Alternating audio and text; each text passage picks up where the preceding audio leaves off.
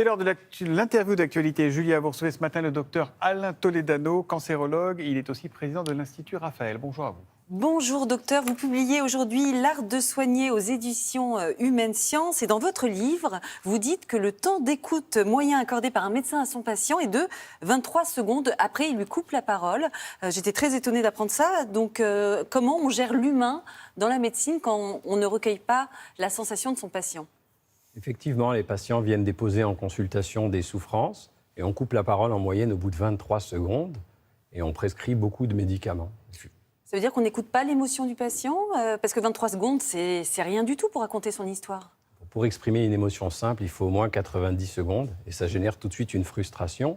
Et c'est pas malveillant, c'est un système qui est contraint et qu'il va falloir modifier. Alors justement, c'est pour ça aussi que vous êtes là pour nous expliquer votre nouvelle médecine. Thomas Soto vous a présenté tout à l'heure comme un cancérologue, mais vous préférez qu'on vous présente comme un artiste qui doit davantage se pencher sur le malade que sur la maladie. Il va falloir nous expliquer ce que ça veut dire. Oui, bien sûr, la qualité médicale, avant d'être l'expertise technique, c'est d'abord la présence, la manière dont on est présent dans sa consultation, l'intention qu'on a, l'attention qu'on porte au patient, qui doit se sentir considéré. Et ça, c'est autant des sciences humaines que des sciences plus technologiques. Alors, le malade plutôt que la maladie, ça veut dire que vous essayez de soigner vos patients en prenant en compte leur spécificité de patient, c'est ça, d'être humain tout simplement ? Quand on demande à un patient « est-ce que vous êtes en bonne santé ?», timidement, il va parfois répondre oui ou non.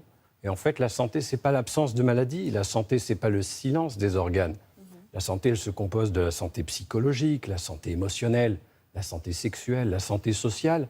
Et c'est la considération de toutes ces dimensions qui va être importante à prendre en considération, et pas uniquement la maladie. Alors, est-ce que c'est ce que vous appelez la médecine intégrative ? Ça veut dire quoi, la médecine intégrative dont vous parlez dans votre livre ? Oui, d'abord, c'est d'intégrer les différentes dimensions de la santé.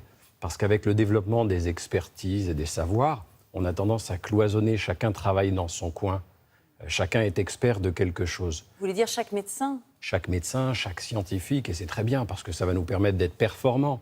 Mais le patient, et en général, on a besoin de faire la synthèse, de coordonner, d'intégrer le tout. Alors on va intégrer les dimensions de la santé d'une part, et on va intégrer d'autres acteurs qui pratiquent des interventions non médicamenteuses. Comme quoi ? La sophrologie, la psychologie, la nutrition, l'acupuncture, les médecines orientales, l'énergétique, l'activité physique. Ah oui, ça va loin, cette médecine intégrative, dites-moi. Mais vous dites également qu'il ne faut pas considérer les patients comme des malades. Mais là où moi, ça me questionne, c'est qu'à un moment donné, on ne peut pas non plus nier la maladie. Ou c'est ce que vous préconisez, de faire comme si ça n'existait pas ? Pas du tout. L'idée, c'est de considérer la maladie et de la traiter. Nous en avons les moyens la plupart du temps. Mais on doit surtout considérer le patient, parce que la maladie est souvent transitoire dans une vie. Vous avez 4 millions de Français qui ont un cancer, eux souffrent, ainsi que leur famille. Et puis 20 millions de Français en général qui ont des maladies chroniques, diabète, insuffisance rénale ou autres, ou endométriose. Donc l'idée, c'est de les accompagner de la prévention à la réhabilitation. Alors, le 3 décembre 2018, vous avez créé l'Institut Raphaël. C'est une maison de l'après-cancer.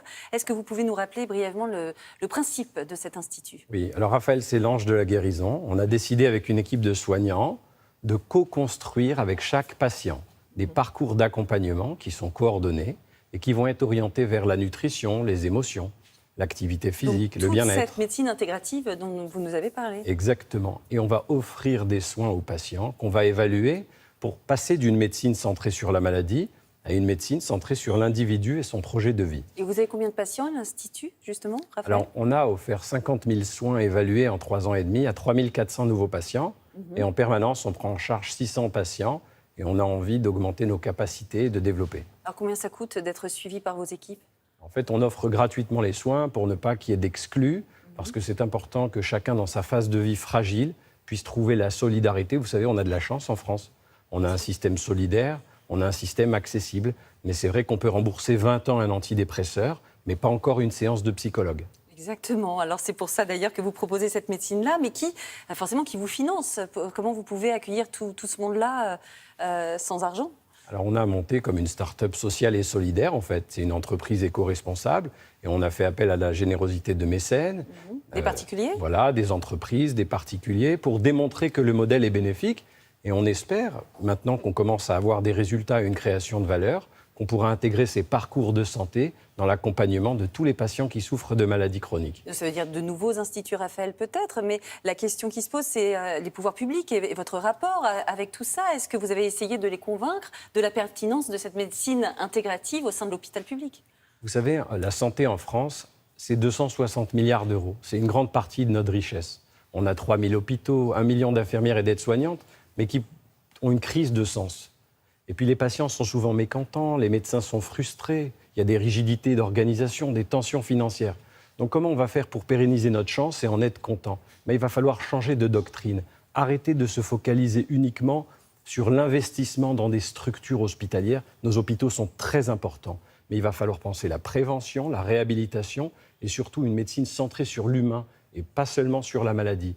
Et donc c'est un appel à la transformation de la santé et sa doctrine pour améliorer notre système. Ça ne va pas coûter plus cher? Déjà qu'on manque d'argent dans l'hôpital public? Je vais vous donner un exemple simple. On prescrit dans plus de 90% des cas des médicaments et on jette une boîte sur 2 à la poubelle. On jette 7 milliards d'euros par an à la poubelle. Voilà qui pourrait financer en partie la qualité. Aujourd'hui, 20 millions de Français atteints de maladies chroniques, c'est plus de 100 milliards d'euros de dépenses.